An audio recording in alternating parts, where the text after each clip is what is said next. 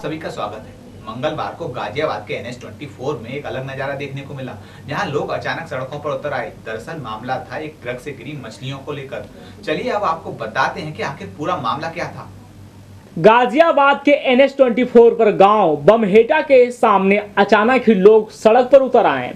धीरे धीरे कुछ लोग से यह भीड़ में तब्दील हो गए। दरअसल यह भीड़ सड़क पर बिखरी पड़ी मछलियों को लूटने के लिए थी।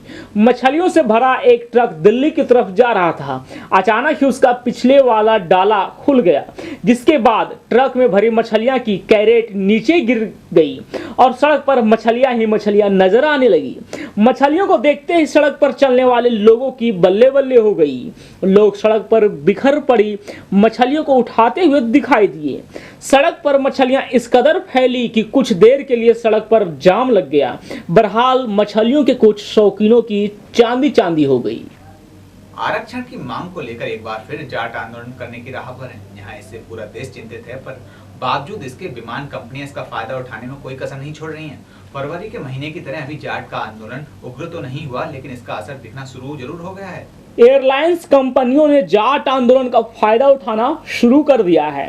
आलम यह है कि चंडीगढ़ से दिल्ली में 1 घंटे की हवाई यात्रा के बदले में विमान कंपनी 15,000 से 17,000 की टिकट बेच रही है, जबकि यही टिकट सामान्य दिनों में 3,000 के करीब है।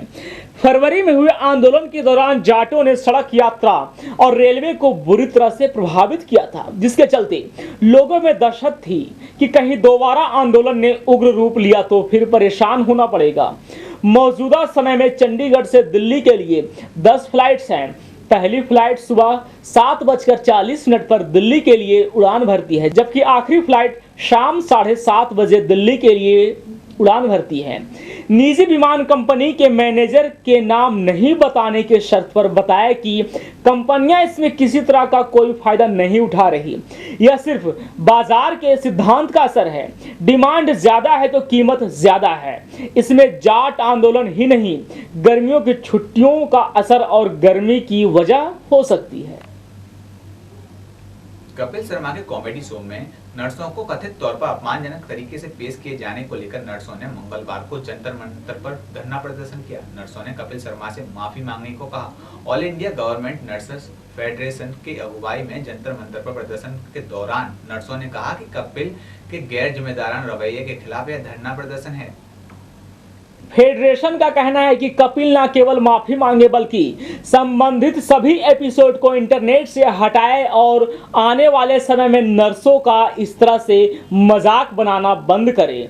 फेडरेशन के महासचिव जी.के. खुराना ने कहा कि इस मामले में हमारी एक बैठक हुई, जिसमें कपिल द्वारा नर्सों के लिए की गई अपमानजनक टिप्पणी और उनके चरित्र को गलत तरीके से पेश किए जाने पर विचार किया गया। उन्होंने कहा कि नर्सिंग एक परोपकारी पेशा है और यह कोई मनोरंजन का साधन या मजाक का विषय नहीं है। हर पेशा नोबल होता है। हम यह जानते हैं कि हंसना बहुत अच्छी चीज है और हम सबके लिए जरूरी है, लेकिन इसकी भी एक सीमा होती है और किसी को इसका उल्लंघन नहीं करना चाहिए। सोमवार को देर शाम अमेरिका पहुंचे पीएम नरेंद्र मोदी की आक्रामक कूटनीति को मंगलवार को उस समय जबरदस्त सफलता मिली जब मिसाइल तकनीकी नियंत्रण हस्ताक्षर से जुड़े समूह MTCR में भारत को शामिल होने का रास्ता साफ हो गया। यह मोदी के नेतृत्व में भारतीय कूटनीति की एक बड़ी सफलता है, जहां भारत MTCR का 35वां सदस्य बनने वाला है। वहीं इस महीने NSG की बैठक में भारत की स्थिति और भी मजबूत हो गई। विदेश मंत्रालय के सूत्रों के मुताबिक 34 सदस्यीय MTCR में भारत के पूर्णकालीन सदस्य होने की घोषणा अब सिर्फ औपचारिकता भर रह गई है। अमेरिकी प्रशासन की तरफ से भी यह कहा गया है कि भारत के इस प्रतिष्ठित संधि में शामिल होने की घोषणा इस साल के अंत में होगी। इसके लिए 34 देशों का यह समूह 1 साल के आखिरी में रियोल में बैठक करेगा। आयरलैंड में नॉर्वे के राजदूत रोल्ड नेस ने ट्वीट करके बताया कि भारत का मिशन पूरा हुआ। अब प्रक्रिया संबंधी कुछ औपचारिकताएं रह गई हैं। भारत के MTCR में शामिल होने की खबर तब आई जब अमेरिकी राष्ट्रपति बराक ओबामा और PM मोदी व्हाइट हाउस में द्विपक्षीय वार्ता कर रहे थे।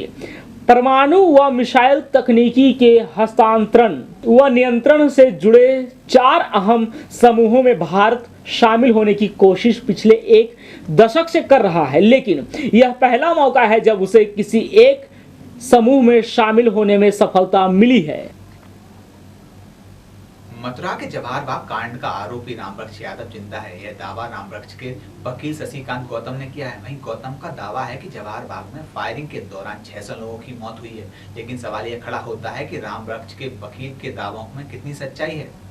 में कल छपी खबर के मुताबिक वकील गौतम का दावा है कि रामवृक्ष यादव पुलिस मुठभेड़ में नहीं मारा गया, क्योंकि घायल अवस्था में उसे पुलिस लाइन में देखा गया। उसके बाद से वह गायब हो गया।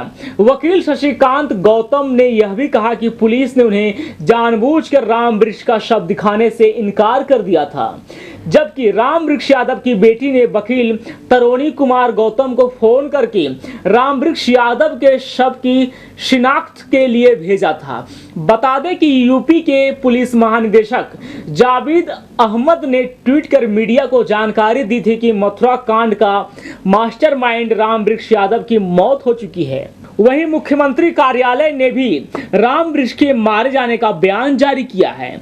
मथुरा कांड का खलनायक रामवृक्ष यादव के वकील का यह दावा अब चौंकाने के लिए काफी है।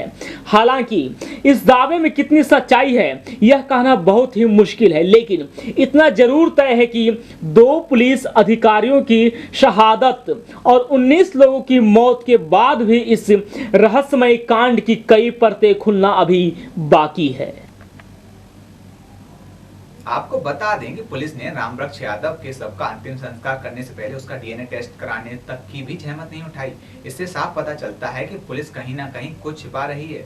अब देखना ये होगा कि इस कांड में कितने और खुलासे होते हैं।